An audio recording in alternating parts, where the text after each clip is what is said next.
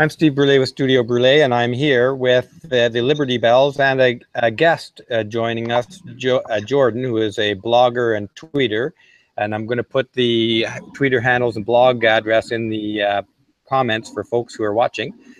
And we're here with Elizabeth and Catherine today. And Elizabeth has an interesting topic to lead off with. Just want to introduce us here quickly.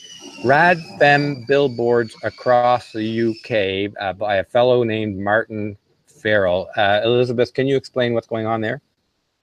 Yeah, so an artist and sociopath called Martin Farrell has put up these billboards to celebrate 50 years since the partial decriminalisation of homosexuality in England and Wales. And the slogans are embrace lesbianism and overthrow the social order. Homosexuals and women are systematically oppressed by male supremacist society. Overturn the ideology of hetero male supremacy. Society is still dominated at every level by men, and the gender roles end the gender role system now, and renounce the monster male and his mission of violent oppression. The monster which is interesting. male. What exactly does that mean? The monster male.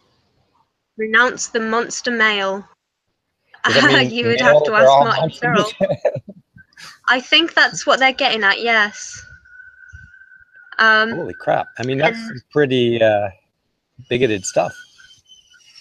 It's very bigoted stuff, yeah. And you know, I mean, I think there are people saying, "Oh, it's just to start a conversation," and stuff like that. But I think it's pretty strong, scary stuff that might actually be doing our job for us.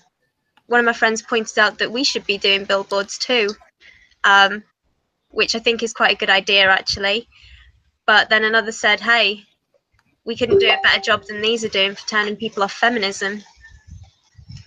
Yeah, I think these messages are so extreme, I think, and they kind of live up to the kind of quote-unquote feminazi stereotype that, you know, is out there. And I think it's kind of, they are digging their own grave and they are alienating people. I mean, unless you already have the views, it's not going to convince anyone, is it, particularly? So yeah, it's always a shock to hear that kind of language, though, especially from people who claim to be standing for equality, freedom, respect for other people, but they casually throw out this kind of words like the monster. What? Say that again to me. Monster male or something?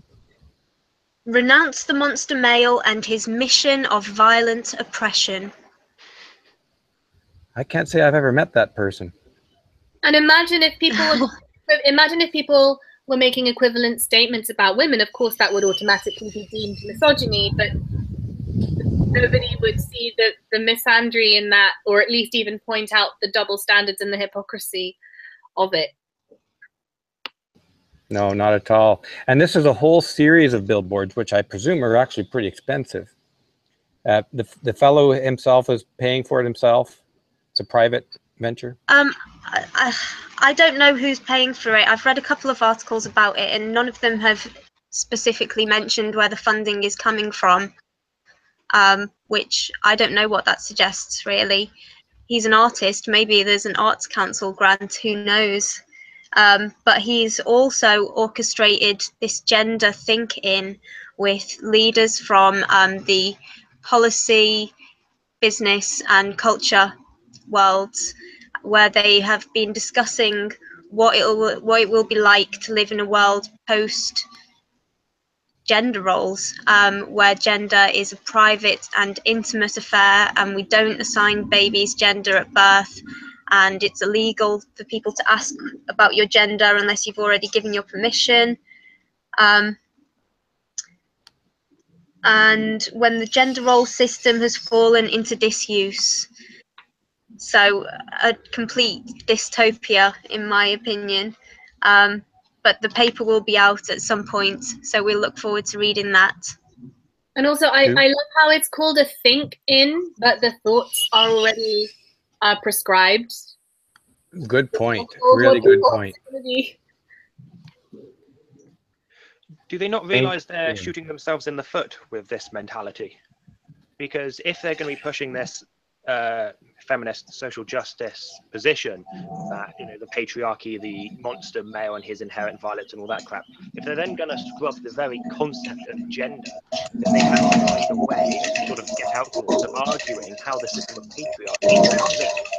Because if gender is to be something that is socially constructed, sorry, then some audio is really disturbing stuff here. There's some loud noise. Oh, that might be me. Okay, Elizabeth, if you could just keep an eye on that. When it happens, just mute like you just did. That's perfect. Thanks. Can you go ahead, Martin? Sorry for introducing you. I couldn't quite make out what you're saying over the other noises. Yeah, if I go back, so they've really shot themselves in the foot here with this argument that they're trying to posit with scrubbing the concept of gender, because as gender socialists, as feminists and all that, they work on the framework of the patriarchy. So we're being oppressed by men in their cute little club, how they're holding everybody back and we need to dismantle the patriarchy. But as soon as they start trying to dismantle the very concept of gender, you know, having genderless babies, you're not allowed to use gender pronouns, you know, the whole concept of it needs to be rubbished. They then don't exactly have a foot to stand on when it comes to their arguments and their defense of the patriarchy theory. Because if we're to run with the concept that gender is socially constructed, then patriarchy isn't something that we're inherently doing, it's something that we've chosen to create. Or we can argue that gender is from our biology, therefore it rubbishes their entire argument anyway. So they're in a bit of a catch-22 if they're trying to get rid of it. But here's your problem with your argument, is that you're thinking logically. There's not a lot of logical consistency within feminism. It's emotions, right? Well, I feel like it's true. There's an enemy to attack, so there is an enemy to attack. And it's you. You're the monstrous male. Yes, I'm sorry I'm male. I'm sorry, just beat myself up for it. On bended knee. Okay. Terrific point, though. It is a good point, and we run into this very same point all the time within ideological feminism, is that the lack of consistency and logic and the self-contradictory, self-defeating ideas that they themselves don't seem to notice. Yeah, because what you put it correctly just a moment ago when you said it is about, you know, not thinking logic, thinking with emotion. That's what their entire movement is based upon. And I don't want to sound too much like Jordan Peterson, but it's all postmodernist ideology, where it is how I choose for it, it's how I feel it is. You know, if I feel like something is true, therefore it must be all interpretations are equally valid because we think they are. You know, anything that is proven scientifically is not to be the case, you know, because science is colonialist, imperialist, all these other arguments they get. And it is supposed to be based on how we feel, and how you feel is then tallied, you know, if you're one of the oppressed groups, how you feel matters more than if you're an oppressor, because you've used power to push your opinion, you've used power to push your agenda. So therefore we're allowed to discount you in favor of the opinions and feelings of people who've been oppressed. Exactly. That's quintessential postmodernism there. And this leads us right into a topic, I think, we'll just want to reverse the orders because of what Jordan was just talking about, the importance of feelings. This played itself out in an issue that Catherine had brought up earlier that we want to talk about, payments, sexism payments, Catherine. And it seems to me in our brief conversation before that this is exactly what Jordan was talking about. Are you ready to comment on that?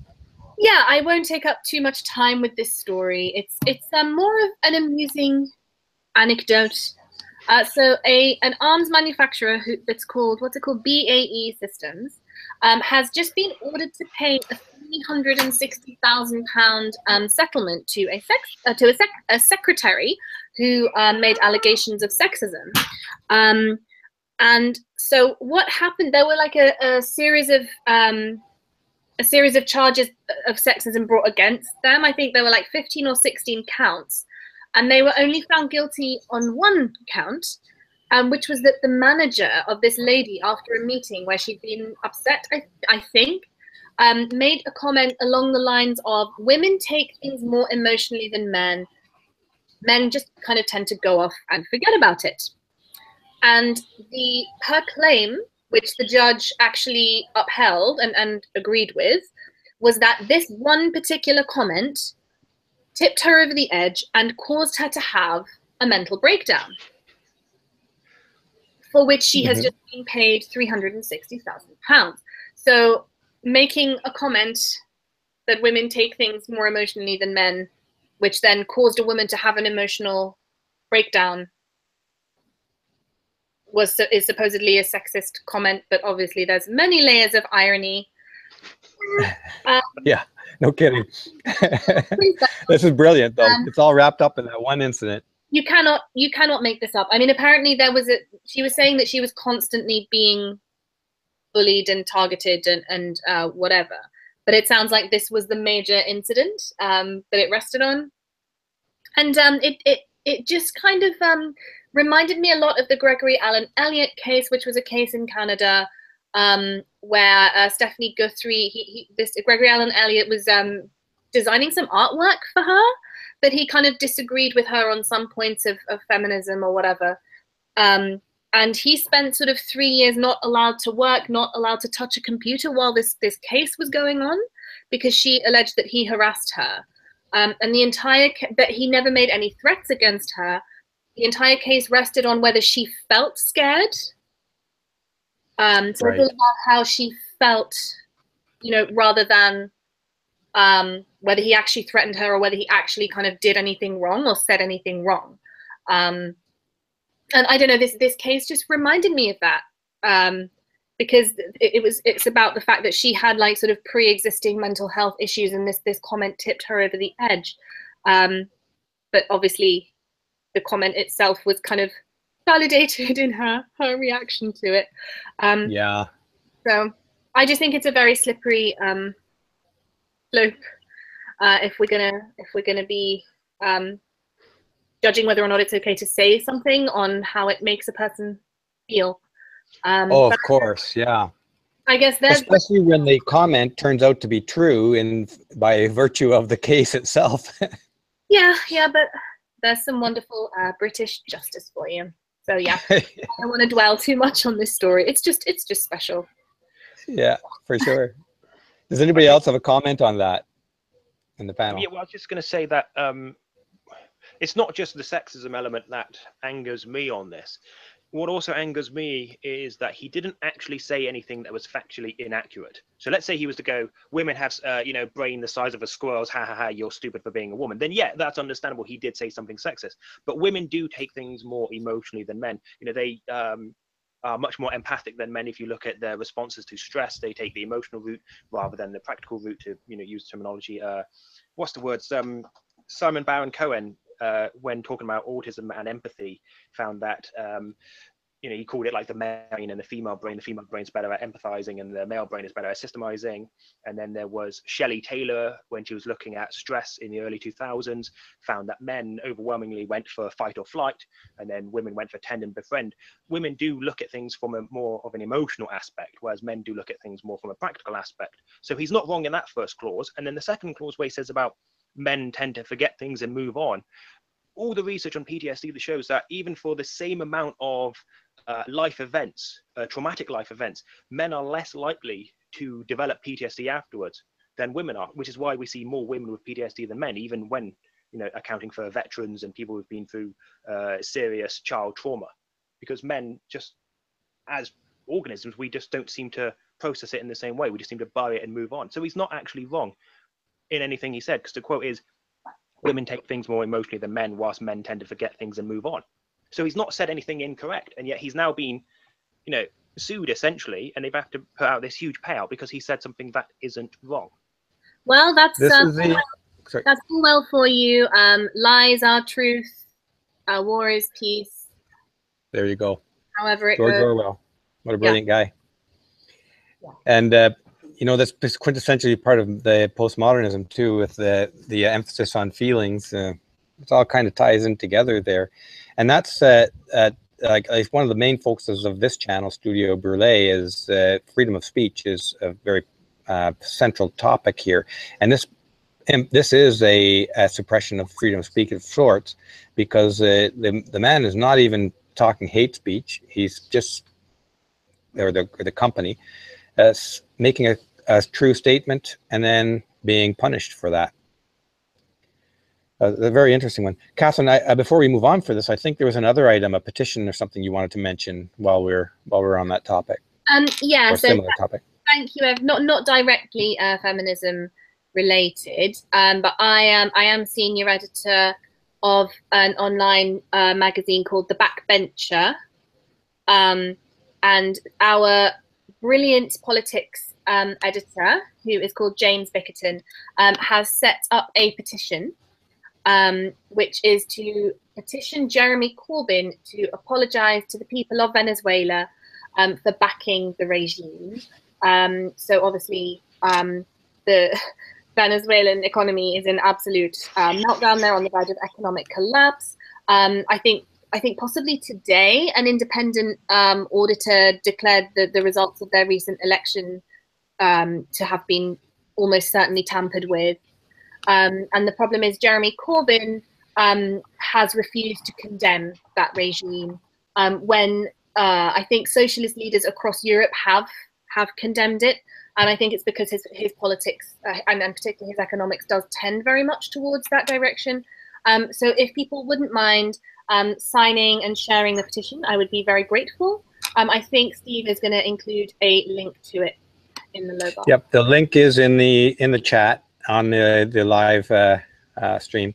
Does Corbyn give any reason, or he just doesn't talk about it? He says, I'm not going to speak out against the Venezuelan regime. As far as I'm aware, there has been stony silence recently.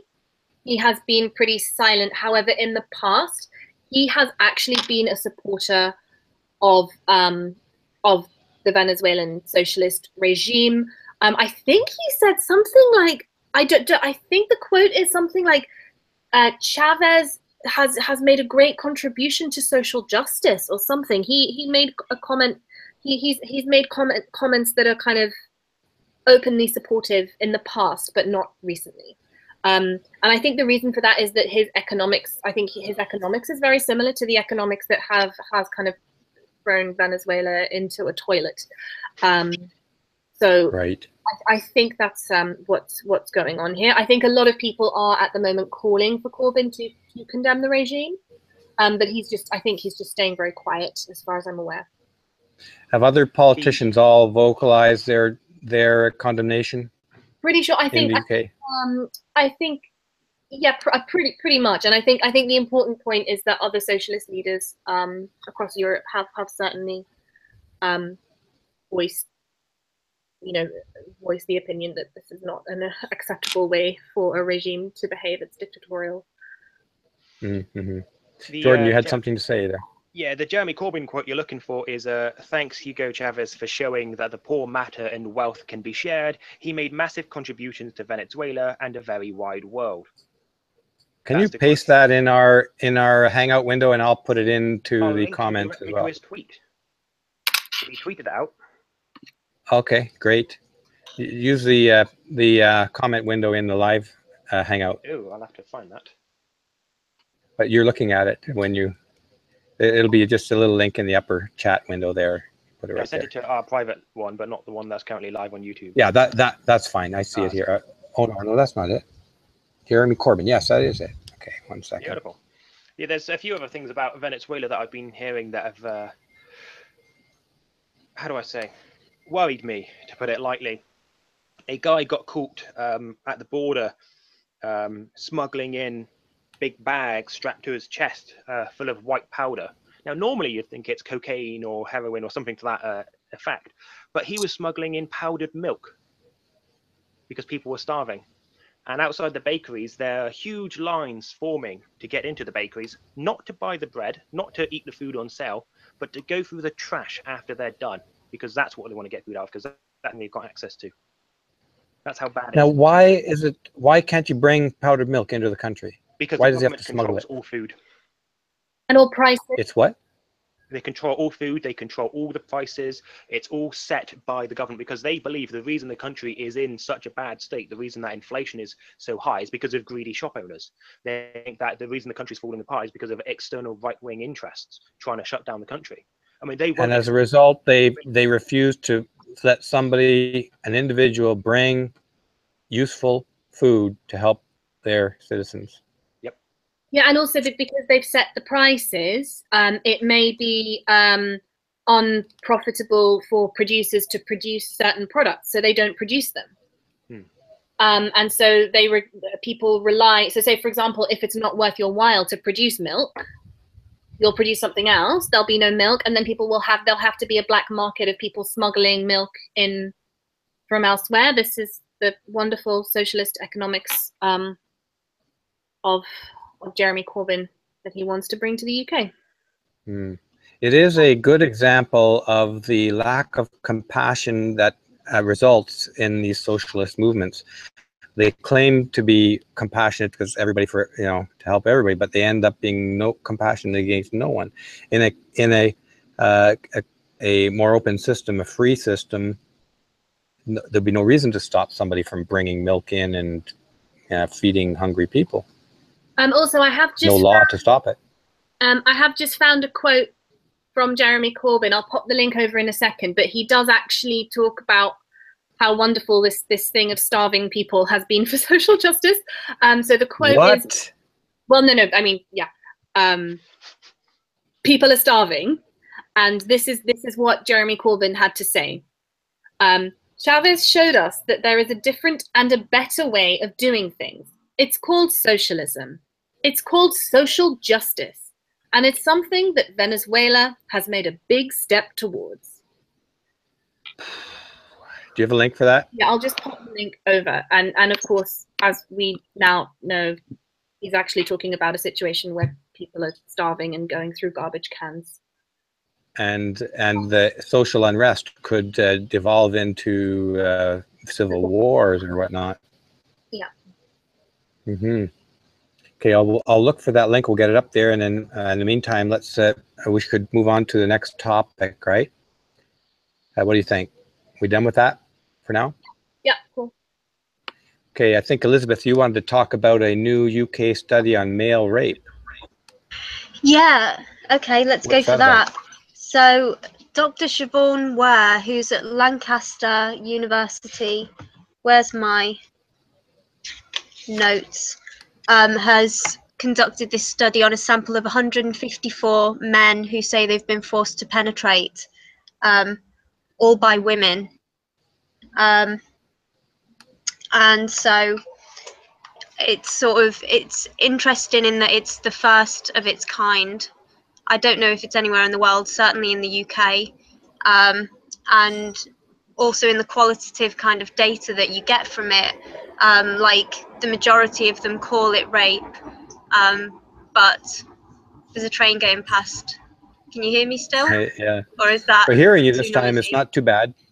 Right. Probably because you're speaking, it's keeping the relative noise in the background okay. But carry on. Yeah, so the majority of the men called it rape, although it wouldn't be recognised as such in law. There was more than a fifth were forced into it by threats and blackmail, telling lies, threats to end a relationship, warnings of rumour spreading, and verbal abuse were cited by 22%. The use of force, such as having a weapon or pinning down with body weight, was reported by 14%. So yeah, she's been in a lot of different articles have been written about this, and I think she's hoping to change the law, basically, which we're all hoping for. Who is that? Dr. Siobhan Ware. Yeah, Dr. Siobhan Ware. She's on Twitter, and everybody should follow her. Terrific. And now, was there a main conclusion or recommendations from this report, and does it have any weight in legislation or parliament? Is anybody taking notice of this? I don't know of anybody taking notice of it at the moment, to be perfectly honest. No. All the articles I've read about it have been in sort of smaller publications as well, really. I think there was one in the Independent. Okay. but no policymakers have referred to it or anything like that. It'd be interesting to find out Philip Davies' take on it. Right. There's a couple of other issues that you have listed here, Elizabeth, or I guess first of all, Catherine, is there something else that you want to talk about at this time? Catherine, are you? Hi. Not to be honest, we planned that Natty was going to cover a couple of topics, which I guess we could talk about, but I guess we could stay on this topic. We've got Jordan. Of the study. Sounds like this is that pretty much sums it up. That what Elizabeth said, and the link is in the comments. So, folks, if you want to have a look at more detail, please do go to the comments, look for the links. And then one that Natoya was going to talk about was hormone blockers. Do you know about that one, Catherine? Are you familiar with this hormone blockers issue? Yeah, I think what's happened is there was some information was released. I think there are two centres, two clinics for sort of to help kind of, you know, children and young people actually transition in the UK. And I think they just released their statistics that 800 kids of 16 or younger are on puberty blockers. The statistics were about how many kids are on puberty blockers, and I think of that number, I think around 250 were actually under 12. They were around 250. Yeah, 10 was the youngest, and the youngest is 10. And there have actually been this week some really quite insightful, quite critical pieces, you know, pieces written in major publications about kind of why this is and is not a good idea. And some senior, I don't know, have we got a link to it? Yeah, this wasn't going to be my topic. Sorry, I'm not very well prepared. No, sorry for putting you on the spot there. Some very senior medical professionals have actually said this is we don't know, because I think that the consensus is that the science is actually out because it's such a new process, it's such a new thing. Nobody knows the long-term effects on health, on life expectancy, particularly on their bones, heart disease, all this kind of thing. Nobody really knows what the long-term effects are. And I think that the big counter-argument to it is that most kids who experience gender dysphoria will kind of grow out of it once they experience puberty, but the difficulty is you want to stop them experiencing puberty so they can be older to make the decision, and then obviously it's easier for them to transition. So obviously it is a difficult debate, but I think one person made a point about how if you look at a group of kids with gender dysphoria that aren't on puberty blockers, most of them will actually become comfortable with the gender with the sex that they were born with. Whereas if you look at a couple of, I don't remember which clinics they were talking about, but there were a couple of examples of clinics in different countries where 100% of these kids, or close to 100%, actually did go on to transition. So looking at the fact that actually using the puberty blockers does affect the outcome. Well, you know, children at 12 and under, typically in our culture, and I think it's valid, is that they don't have enough autonomy, often even the authority to choose their own what they eat. You know, it's a parental responsibility, and I think the reason some things are a parental responsibility is parents have lived enough to know better what's good for their children than the children themselves do. But our culture is insisting that kids, I've seen arguments that kids as young as 2 and 3 and 4 years old should be making decisions about going on hormones for themselves. Hormones. Those kids don't know. If you're blocking someone's puberty so that they can be older when they make the decision, but if the puberty hasn't happened to their brain, then arguably then they're not older because you haven't allowed their brain to develop. So that's kind of pretty scary. I mean, That's a good point too. Example, my mum's sister, we're talking about, she grew up in the 1950s and the 1960s, spent her whole childhood saying, I'm not a girl, I'm a boy, and she had to have short hair, and they had to make her special little sailor suits when they went to weddings because she wouldn't wear dresses. And she has subsequently lived a life as a completely normal cis woman once she went through puberty. That's just a little anecdote. Of course. Well, all kids also role play. I mean, little boys dress up even in their mother's high heels, but today people take that to mean that, oh, it's not a little boy, it's a little girl because he dresses up in his mother's high heels, you know. Or kids go around and say, I'm a dragon, I'm an alligator, I'm a bear, I'm a shark, I'm an eagle, you know, all these things. And in their little minds at that little time, in a way they really are, because their imaginations are just exploding as they grow. Somebody made in the comments here a very valid comment. I'm just going to read it out for everyone. The flood of hormones at puberty recalibrates their feelings, referring to the children, of course. When puberty blockers are used, the children do not undergo that rush and that recalibration. So, like point Catherine was making, I mean, are they really valid adults if they're on puberty blockers? Do you ever, you know, what else do these puberty blockers do? So it's an interesting one. Anybody want to comment on that comment, to respond to that? I'm intrigued to know the types of households that these children come from. So if you've got a child that's 2 years old saying, I'm not a boy, I'm a girl, or vice versa, firstly, how many 2-year-olds even have that kind of awareness of themselves? And, also, and where are they getting it from, right? Where are they getting it from? I mean, take that Canadian half man, half woman person who's raising a genderless child.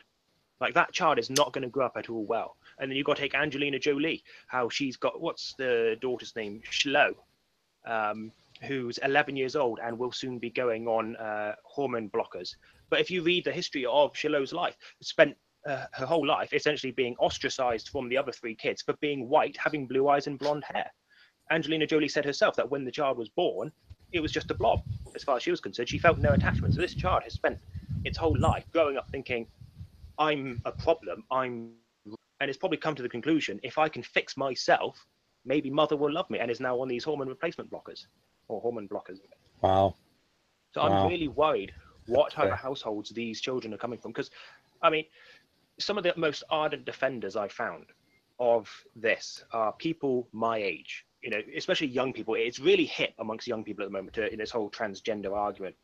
And these people who are pushing gender autonomy on kids and on teenagers are the same people who are also arguing, rather unironically, that kids don't have the agency to choose their own careers paths. That they're saying, oh, they shouldn't be doing all these A-levels and GCSEs and being forced and pressured with all these exams about what job to choose. You know, it's too much pressure. Yet they can't cope with this pressure, yet they can cope with the pressure of choosing their own gender and taking body-changing hormones to correct themselves and go under the knife. It's like, you can't have both. So I had to get that little rant out. No, it's very good. It's a good point. I'm just going to read out a couple of other comments, and then anyone who wants to respond to these, feel free to jump right in. One person says that, referring to the puberty blockers and this whole thing, is that why Salon, I presume the Salon website, is pushing pedophilia as being as benign as homosexuality? Progressives are going to make, and then run for it again. So something about the equivalence or the push for pedophilia being benign as homosexuality. I'm not familiar with that, but I'm going to read a couple of more, and maybe somebody on the panel is. I'm going to read a couple more comments out, and you can pick and choose whether you want to respond to any of these. The rate of suicide of transgenders is 20 times higher than normal, I mean non-transgender people, I guess. I didn't mean to say, you know, anyways. Okay, get my foot out of my mouth here. If you want to comment on that. Another one, the number of the young people who have gone through sex change and then subsequently realized that they were just gay and tried to reverse the process. Something like that before, but I can't recall the details. Okay, and then there's another one, another comment saying, you know, kids should be not authorized to make some important decisions like giving themselves drugs or mutilating their bodies. That's why we have parents, right? Anybody want to comment on any of these things? Yeah, I think, you know, the suicide thing and, you know, the fact that there's a really high rate among transgenders, like Jordan was sort of alluding to with Angelina Jolie's kids' story of kids having experienced abuse and stuff like this. And so I think that they have problems, and they're sold this lie that, you know, there's a sort of medical fix, basically, when really they need psychological treatment. Yeah. Well, that's the big debate, right? Whether transgenderism is a real thing in people's minds, or whether it's another form of body dysphoria. And just many of you probably have heard this, but the chair, the head of psychiatry at Johns Hopkins Hospital in Baltimore, Maryland, probably the most prestigious hospital, or one of the most prestigious hospitals in the world, has come out and of course criticized for saying that transgenderism is a form of body dysphoria. It's a dysphoria. In other words, it's an illness, of mental illness. So I mean, he's obviously taking a lot of heat for that, and that's one of the conversations that's playing out big time right across the Western world. What is transgenderism? And there's obviously ideological groups like the feminists, and who want to make sure that it's accepted as a normal part of humanity, and not as an illness or a something to be fixed or treated like other body dysphorias. Any comment on that? Elizabeth, you today, I think, shared a really good article on the trans debate. Did I? Yeah. I don't remember. Let me just have Are a you look. sure it was me? I think it was you. I'm just opening my. I think you shared it on Facebook. I'm just gonna have a look. 1 second. But it really went into the science of it, and how, like, actually, if you look at the brains of trans women and trans men, actually many of them do have kind of different brains, and many of them do have kind of it's likely that they were exposed to different hormones when they were in the womb. And one of the really interesting, I'll try and dig up this link in a minute, but one of the really interesting points that it made was that actually the sort of religious traditionalists and the sort of hardcore intersectional social justice trans activists both argue the same thing, which is that they both kind of argue that it's some kind of a choice. It's something that people can just decide. And actually a lot of the science, and probably your average trans person agrees. I mean, certainly a lot of trans people believe that they were just, you know, literally born into the wrong body, and there's nothing they can do about it. A lot of the science actually indicates that it's not a choice. And both of the kind of extreme sides of this debate kind of ignore that. I will stop talking and try and dig up this article because it was very good. Yeah, I think it might be the one. Take a look in the chat. I think Jordan posted something, I think, which might be it. Is that right, Jordan, in the chat there? Yeah, it might be it. The traditionalists and activists are both wrong about sex and gender. Is that the one you're talking about? Oh yeah, I think I did post that actually. Wasn't that yesterday? Yeah, that was the It's article. been a long week. The Quillette article. Yeah, it's a really good right. read, and it's very well referenced. So I would recommend people who want to have some references up their sleeve have a look at the Quillette article. Okay, I'm going to post that right now into the online chat window, the article link. Yeah, I suspect that we do have legitimate trans people in the world, but I think it's just being ludicrously overdiagnosed. And I think that when you're talking about children, it's too early. And that point maybe that's covered in the... More difficult to transition once you've gone through puberty, but I think that that's just unfortunate, really. Well, there's also, and I think maybe this is covered in the link, I don't know, you can tell me, but just because something isn't a choice and doesn't mean that it still isn't an illness. I mean, nobody chooses goes out and chooses you know, to get the flu, but the flu is still an illness, right? Nobody chooses to be depressed. Not, well, maybe in a roundabout way. I don't know the details, but you get my meaning. The fact that something maybe isn't deliberately chosen, but that you come to that point, doesn't necessarily mean that it's not an illness. Yeah, I think we've got to be careful kind of what terms we use. We could say maybe a condition rather than an illness. And you know, the right solution for some people certainly will be to actually transition. But maybe that's not the right solution for everyone. Not everyone can transition, not everyone can afford it. It's maybe not appropriate for everyone's body. You know, somebody like Blair White has a body, like her body was, you know, worked very well, transitioning to becoming female. Not every person's, not everyone is gonna be able to kind of interact with the world as a woman, no matter how much surgery they have. And it may not be appropriate for them. You may live in a country where that's not acceptable. You may have health problems that make it not acceptable. And indeed, in years to come, we may realize that the long-term health implications aren't, you know, a risk that people aren't willing to take. So what's that country? Is it Iran or somewhere like that, where homosexuality is illegal, but you can transition? And so sort of gay people just go for the operation so they can have relationships with people of the same sex. Yeah, gay bottoms in Iran, they've got the highest transition rate. I think I think they have either the first highest or second highest transition rate, because it is illegal to be homosexual, but it's not illegal to go through the transitioning. So gay bottoms, they go through the transition and get recognized as a woman, and then that's how they carry on practicing homosexuality. Right. And the problem there in that case to me is not the issue of transgenderism or other issues. This is a cultural issue that is at root for that. That's pushing people to do things they might not otherwise do.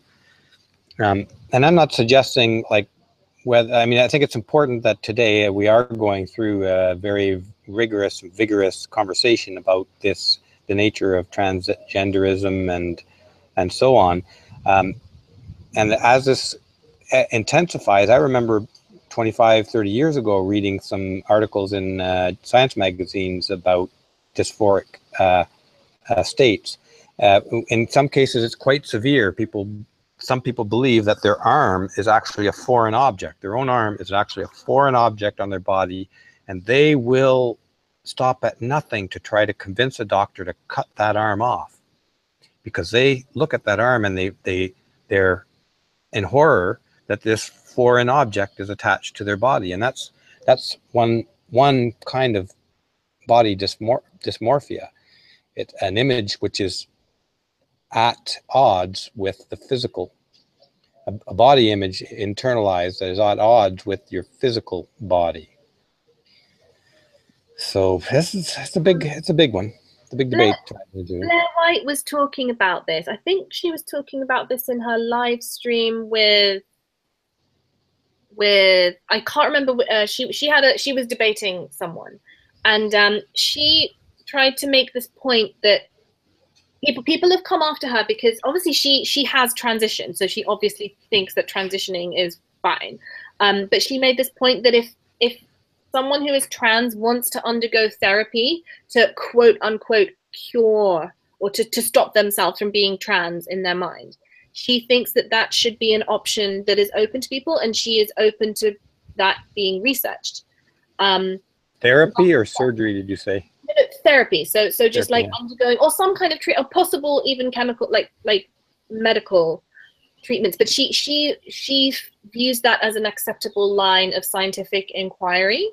If a trans person actually wants to stop being trans, she thinks it's fine for that to be researched. And people came after her because, and one of the main arguments they used is that, like, in the past, conversion therapy has been used in terrible ways and has been forced on people, and it's such an awful thing. But where this thing that we were talking about in Iran of people being kind of forced to transition. So because there's a country where people are kind of forced to transition, does that make transitioning wrong as well? So yeah, I that was I don't. kind of a hypocritical Yeah, point. it's a good point, but certainly it's wrong in my mind that a culture should force somebody to transition in order to live a full life. Of course, that's forcing anyone to do something they don't want to do is terrible. But as you were talking about, you know, there are some people who have conditions that they look down at their own arm and they think that's not their arm. Like that's a problem with their mind. There's nothing wrong with their arm. So you would imagine that you would want to have therapy or something to. Well, apparently, and you know, we all carry a image of our bodies in our minds, and those images don't, in essence, don't have to reflect the realities of our bodies. Some of us think that we're Arnold Schwarzenegger, and you know, we obviously aren't. So that's a body image issue as well. Obviously, it's not a very dangerous body image issue. And anorexics have a body image issue. They're unhealthily skinny, and many of them, I mean, some aspects of anorexia have this aspect about them, and they look in the mirror and see themselves as being horribly fat. So these are all, they're different. I'm not trying to say this is the same as transgenderism, but in general, we do have a image of ourselves we carry in our minds, and if that's radically out of step with the way your body really is, then you're stressed. You feel compelled, I think, to do something about it. Anorexics don't eat, you know. Jordan, what's your response on that? What do you think? Well, I was going to say, it's funny you mentioned the Arnold Schwarzenegger view of oneself, because there's something called muscle dysmorphia, which is where a person, most common in males, where they keep working out because they need to be more muscular, they need to be bigger. It's also called bigorexia as well. So the idea, in any time where someone's got a perception of their image that doesn't match what they actually are, could in some sense be considered a pathology. Mm-hmm.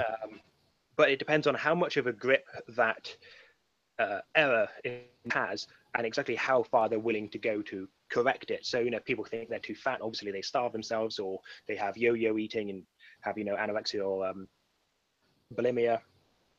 And then, yeah, if they think they should be bigger, more muscular.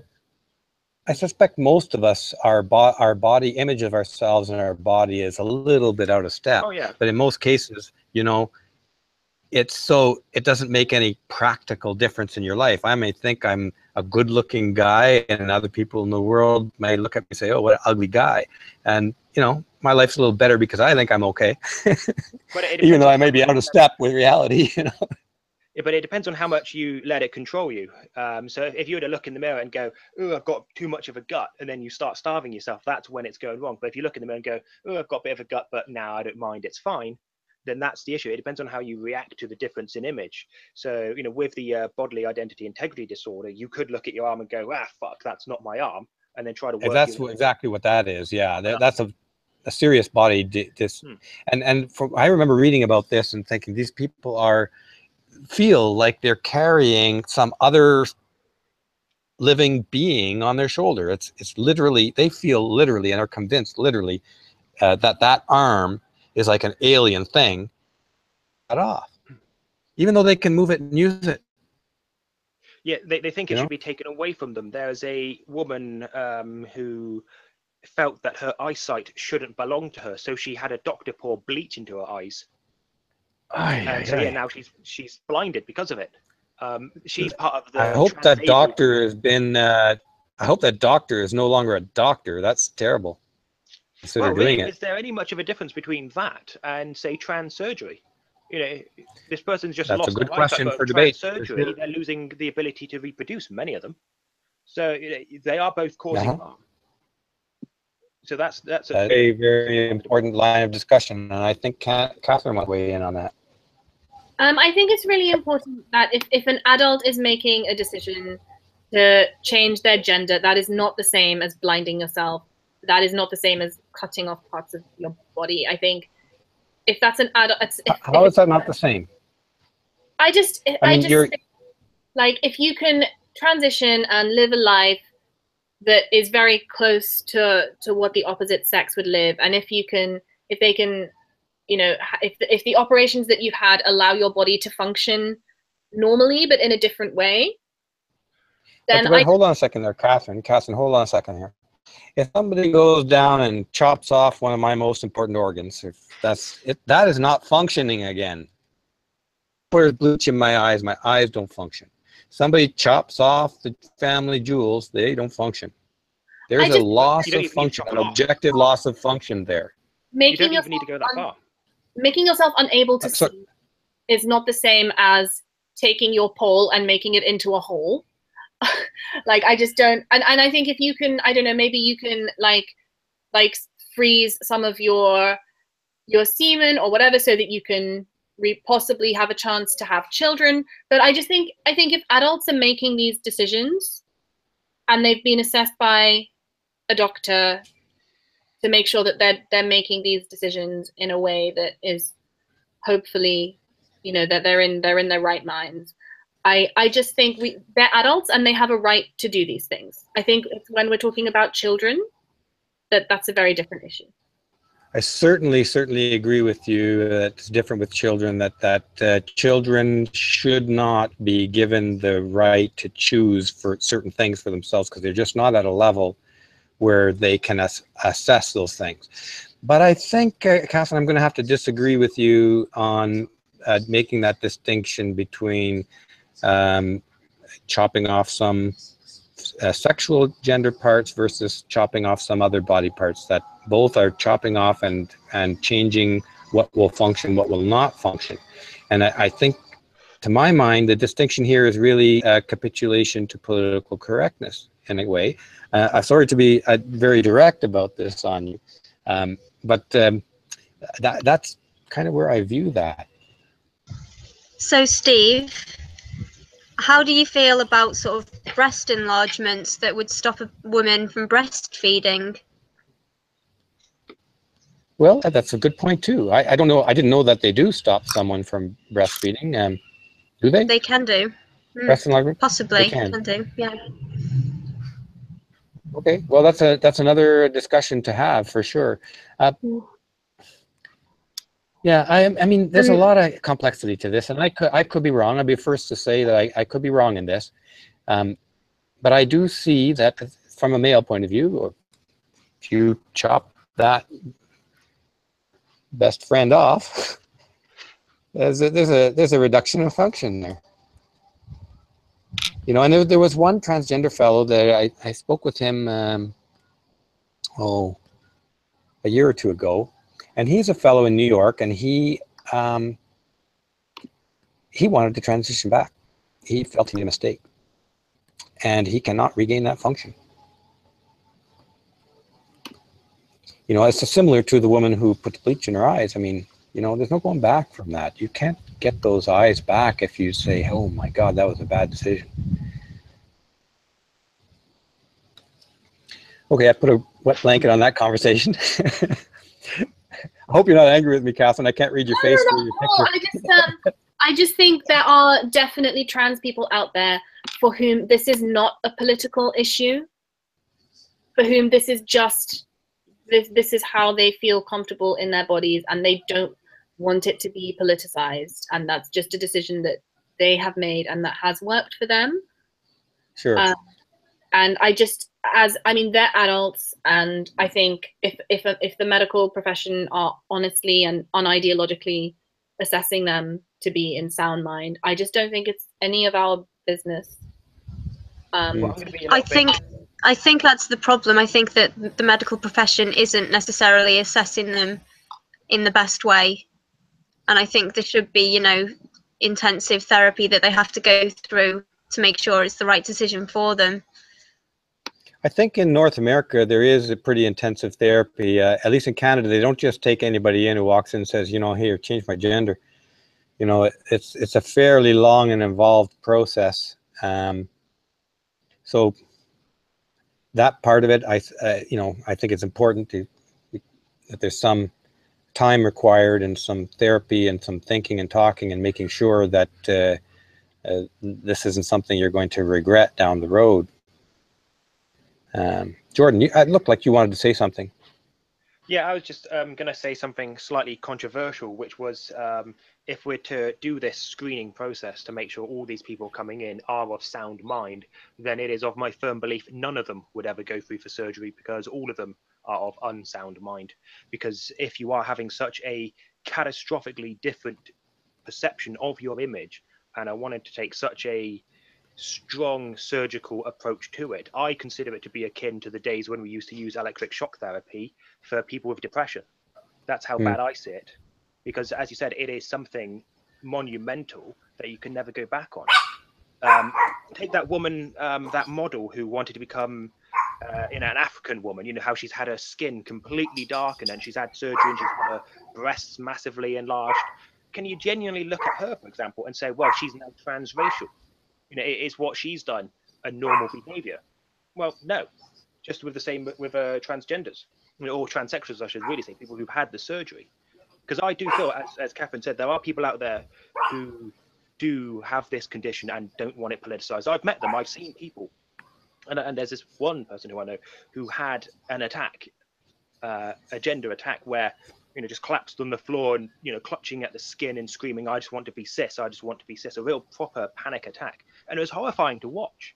And so, when I think of all these people who are politicizing it, oh, I want to be trans because it's the new black, I think, fuck you, honestly, because having met someone who's been through this and just wanted to be fixed and to have a body that, you know, they could recognize and understand and live with, it is a genuine condition that needs to be helped. And there is no way in hell I would ever put that person into surgery. No way.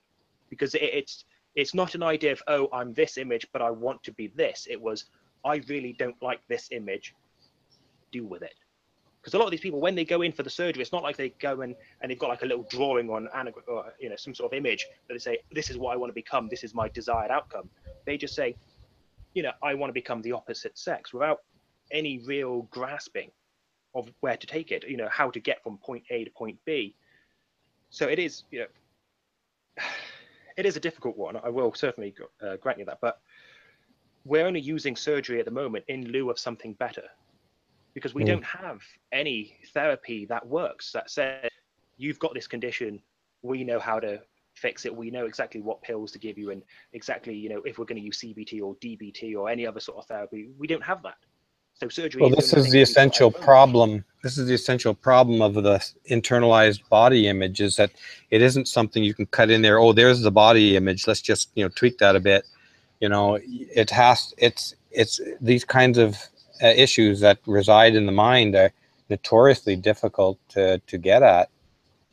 And I just want to throw this out. While you were talking, Jordan, something occurred to me, is that there are some people who compulsively go to cosmetic surgery for what on the surface is some similar reasons. They don't like what they look like. Some of them want to look like Barbie. I saw this, or Ken. Oh, yeah. I saw this, and it's actually, they don't look like, they look literally like dolls after some hundreds of surgeries and hundreds of thousands of dollars.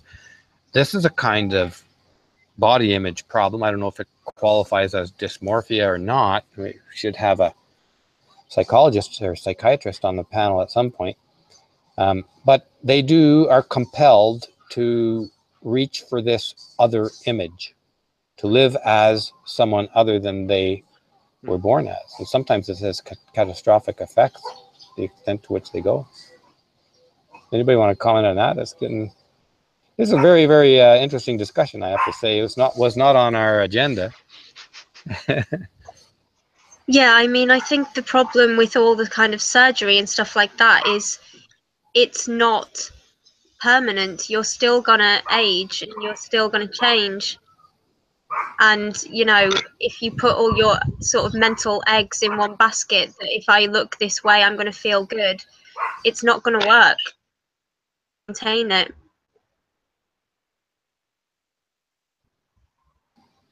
Okay. Should we go off this topic and get back on agenda, do you think? Or should we just wind her down today? We've been online for about an hour now. Is there any pressing topics that anyone wants to deal with right away? Well, Kathy Newman, who's a Channel 4 news anchor, is on a mission against FGM, and she's been saying some things which have irritated me. So I'd like to share them if that's all right. Yes, of course. Go right ahead. I'm going to put the link into the comments right now. She said that people see FGM as something a bit icky, women's issues. They're squeamish and don't want to talk about it. As long as people feel shy about talking about vaginas and clitorises, that shows the problem. We need to remove the taboo. Which, I mean, I just don't see it. We've had absolutely like wall-to-wall coverage of FGM for the past like 5 years or something, have we not? Oh, I agree, and we've seen an awful lot of vagina stuff going through mainstream culture too. Yeah, women, I know. I mean, pussy hats. Pussy hats. There's a couple of women who've been making public paintings with menstrual blood, and I mean, it seems like feminists in particular are obsessed with their vagina. Nobody's shutting them up. And also, she makes this point. She talks about how it's been illegal in the UK for so many years, but there have been no convictions. Conviction for what? FGM? No one's ever in the UK actually been convicted of practicing FGM. Does it happen in the UK? Oh yeah, it happens a lot, and girls get taken out of the country to undergo FGM, which I'm pretty sure is also illegal.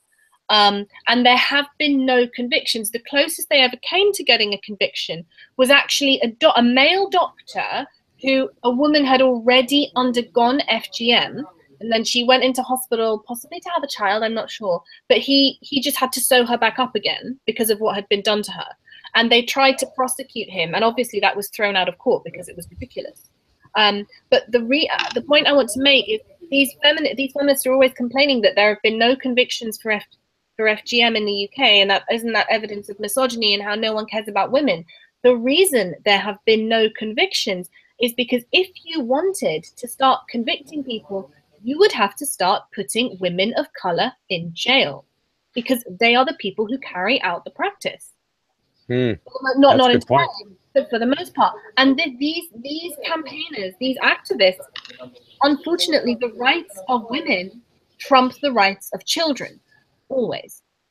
In feminist activism, women always come first. And I remember years ago, I remember hearing a program on Radio 4 about why parents weren't being convicted, and also why children were not being removed from families where this is done. And these activists were making the argument, oh, it was done by a parent who was very loving. They loved the child. We wouldn't want to remove a child from a family who loved them. So hang on a minute. If a child is being raped, would you be able to say, oh, but the fact that the person who was raping the child loved them, is that some kind of excuse? It's an outrage.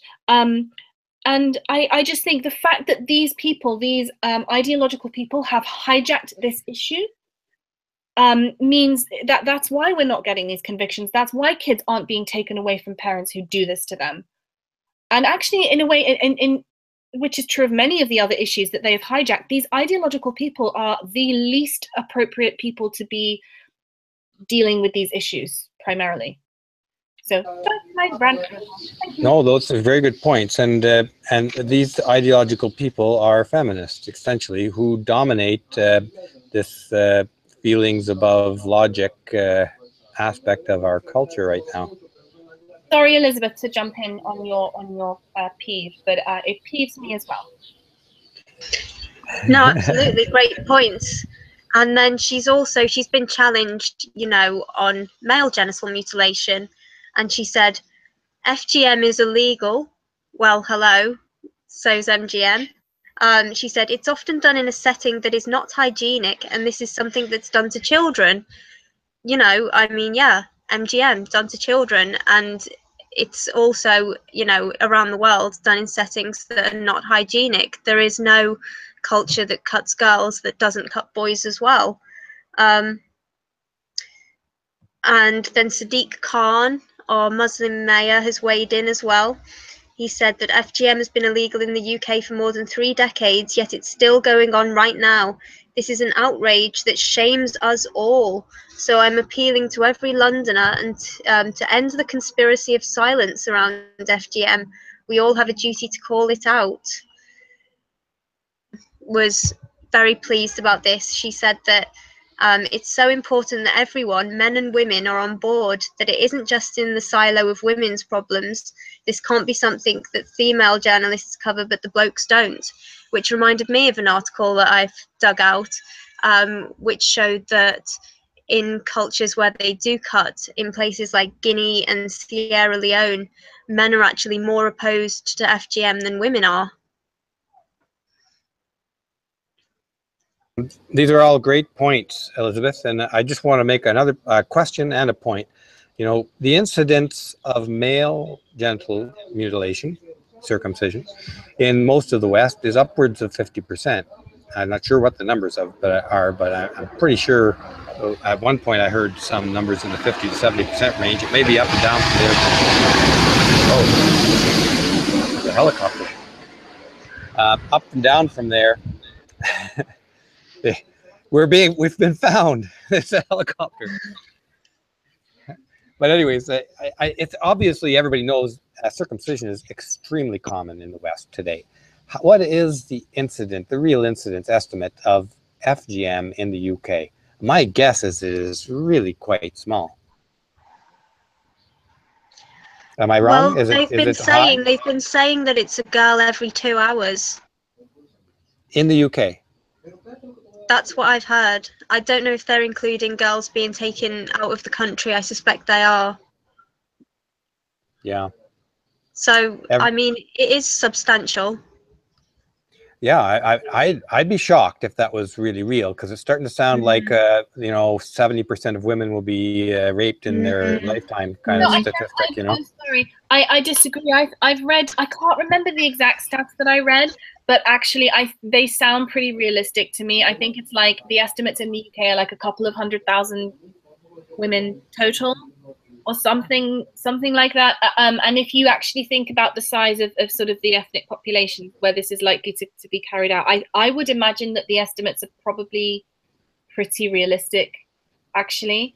And I think, I actually think this is such a serious issue. Female genital mutilation and male genital mutilation, like such a serious issue, and it's such an outrage, and it's so disgusting. All the emphasis put on FGM, I don't grudge any of it. You know, like children being cut in this way is terrible. And if your passion if this is your passion to stop women being cut, fine, fight for it. But what makes me so incredibly angry is how when this issue of male genital mutilation is brought up, they would rather spend time arguing about why it's so much worse for girls. That's what offends me. That's disgusting. Yeah.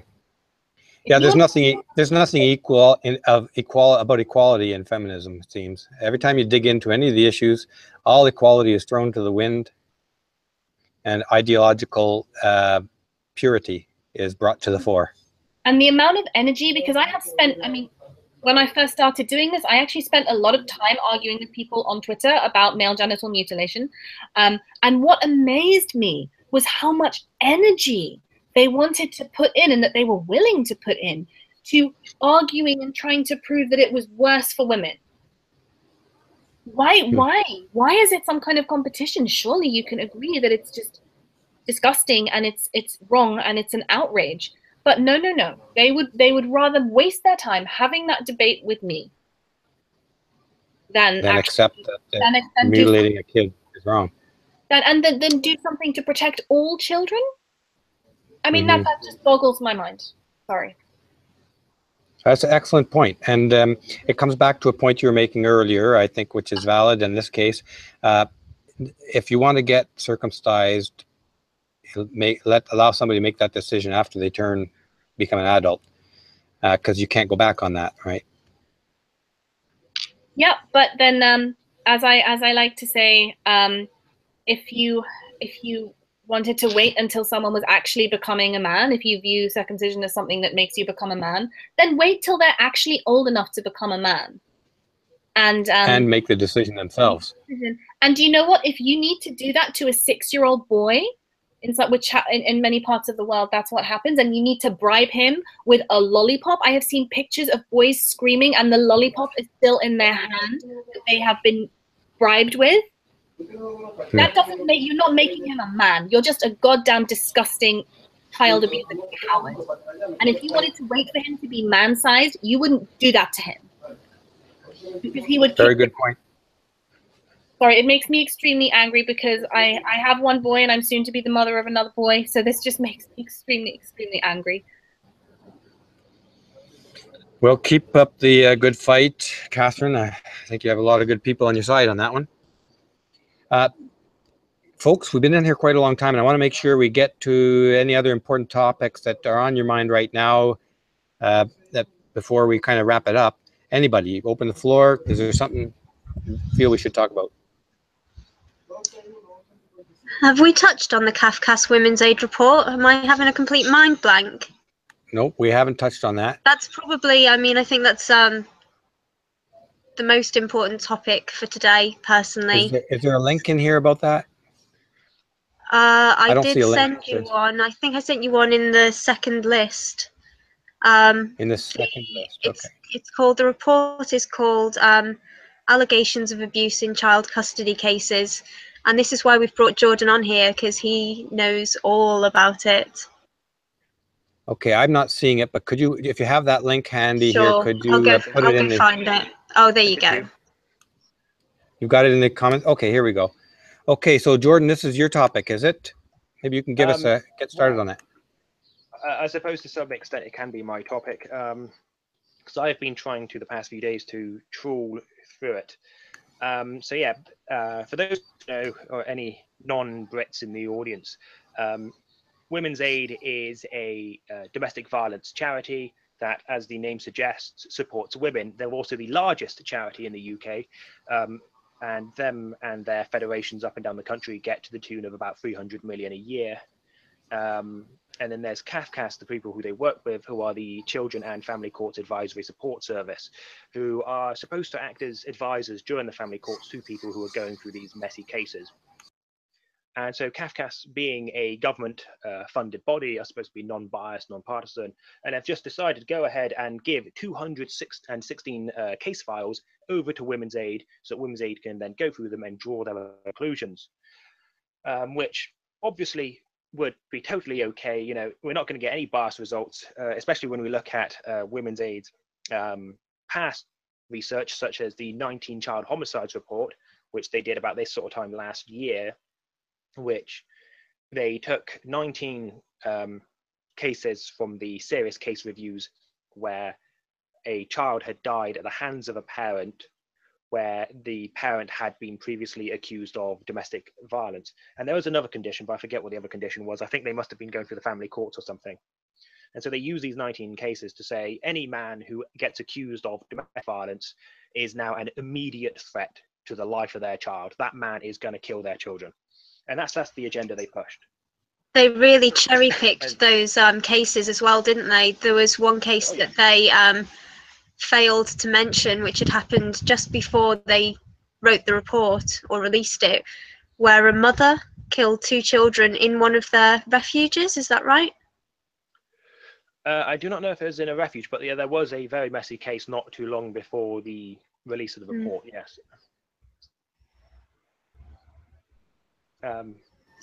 So they did this report, and what do you know? All of the results they got swung directly in their favor. Who would have guessed? And the number one finding that they've got, that they've been pushing, which is, if I can find the exact quote of it. That domestic abuse was alleged in almost 2/3 of cases where fathers were more likely to be the subject or the recipient of an allegation, 62% of cases. And so they took that statistic, and I'm going to quote Katie Ghosh, who is the new chief executive. She's only been on the job for about 12 days. She said, quote, "There should be no assumption of child contact for perpetrators of domestic abuse." So somehow or another, they managed to take all of these cases where these allegations have featured and have just assumed that every single one of them is correct, and therefore, because 62% of cases have domestic abuse, and they're all getting, pretty much all of them were allowed to see their kids, that this is a problem, men need to be cut out. But then when you start digging through their methodology, you'll find that actually the numbers are a bit puffed up. So you take the allegations. If you were to say, let's say a genuine incident did happen, let's say he hit her. So we've got the allegation from the mother. Let's say she went to the police and recorded it with the police. She went to her GP because she had a bit of a black eye and maybe there was a cut, she wanted to get that looked at. She then also went to Women's Aid at the recommendation of the GP. So that's four people, who now know of the allegation. As far as Women's Aid is concerned, in their report, those are four separate allegations. Even though it's one case, one incident, it's four allegations. So that's how they managed to bump up their numbers. That right there should, that alone should dismiss this as a legitimate report, because that is so incredibly obviously and deliberately deceitful. The rest of the report, if I was reading a report like that, I'll assume, okay, the rest of it is the same, throw it out, don't give that any validity, withdraw all funding from whoever generated that report, it's over. Yes, and I would agree with you. And so did several fathers' charities, who then started tweeting at Kafka saying, what are you playing at? This report is biased. You've not consulted an opposing view. You've not gotten a second opinion. What are you playing at? To which Kafka responded with, yeah, well, we've spoken with men's charities in the past. That's good enough. Fuck off. To paraphrase.